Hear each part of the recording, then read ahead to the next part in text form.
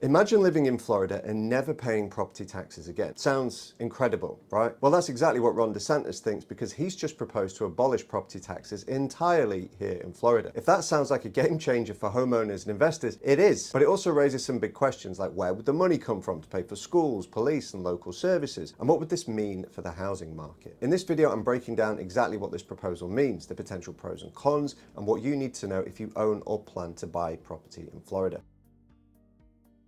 So let's start with the basics. Now, Governor DeSantis has publicly said that he wants to eliminate property taxes in Florida, and is framing this as a way to ease the burden on homeowners and make Florida even more attractive to live and do business. But this wouldn't be a simple policy change. It's going to require a constitutional amendment and could appear on the 2026 ballot.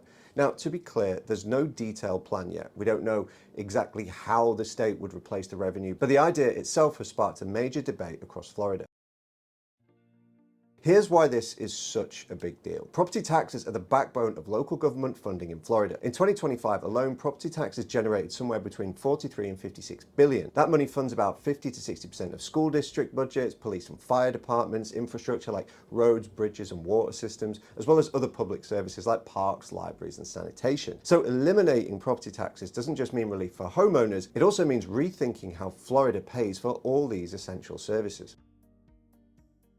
Let's talk about the elephant in the room. If you get rid of property taxes, where does the money come from? Well, here are the options being floated out at the minute. Firstly, it's higher sales tax. Now, Florida's sales tax could jump to 12% or more, making it one of the highest in the nation. Now, that hits low and middle income families hardest. Then there's the state income tax. Florida is famous for not having one, so adding one would require another constitutional amendment, and it's not particularly popular for obvious reasons. Third is to create or amend other taxes and fees, things like tourism taxes or real estate transfer fees, but on their own they wouldn't come close to replacing the lost billions. Then there's budget cuts, which could mean fewer services, less funding for schools, and potential strain on public safety and infrastructure. Each path has its own trade-offs, and none of them are straightforward.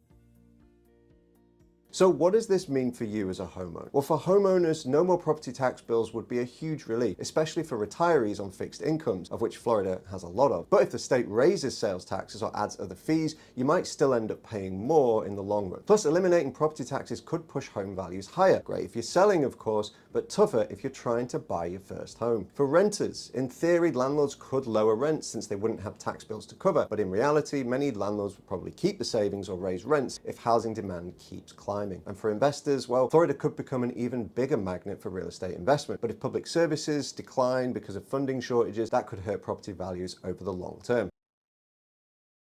Now, reactions to this have been split. Supporters say it would ease the affordability crisis and it could fuel economic growth. Critics, however, say it's more of a campaign talking point than a real plan, and they worry about schools and essential services being underfunded. And when asked directly, a recent poll showed nearly 70% of Florida voters oppose swapping property taxes for higher sales tax. So this proposal has an uphill battle to become reality.